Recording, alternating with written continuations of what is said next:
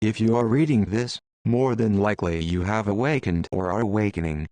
However, you have come to realize that those around you may still be asleep. How do you deal? First off, know that this world and all inhabitants here are waking up to the 5D. Things will get easier, and what was once science fiction to the mainstream will soon be accepted by all.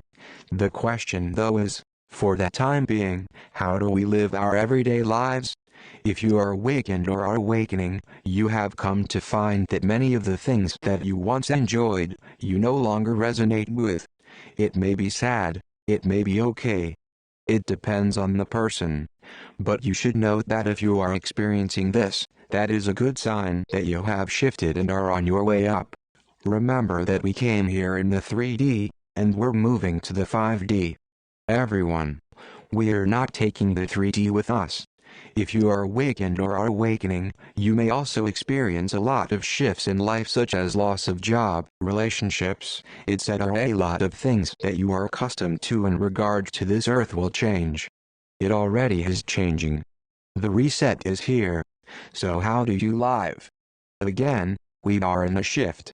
Each person here has their own path and purpose.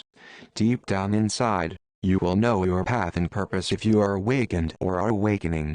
The hardest thing to do is to acknowledge it and to do something about it when called to do so. During this time, a lot of fears are coming out and being released.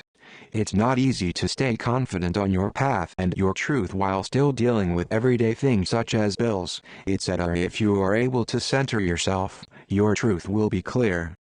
During this time of flux, we must live in our truth. Yes, we are still responsible for ourselves in keeping our 3D lives afloat with things such as bills, etc. But we are still called to live in our truth. We will be nudged by our intuitions to take certain paths, to do certain things, and it's those nudges that call on us to take inspired action. How do we differentiate the difference between divine and ego? Inspired action is heart-centered and a feeling of knowing, light, and assured confidence. Ego is from the head and mental chatter. Heavy. Anxious. It is important more than ever to stand in your truth. When dealing with friends and or family who are still asleep, it depends on a number of things. However, no matter what, you must stand in your truth always. That doesn't mean that you should carry a soapbox around with you and just shout your truth. Not everyone is ready to hear it. However, you should always honor and respect yourself and your truth. Meaning, if you know that doing something you've always done before is against your truth now, you must honor and respect yourself and remove yourself from that situation.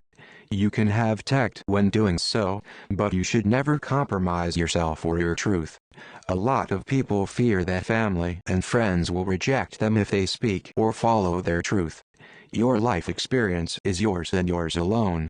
Whether you live your life the way you want to live your life, or if you live your life the way others want you to live your life, there is only one person who is responsible for it.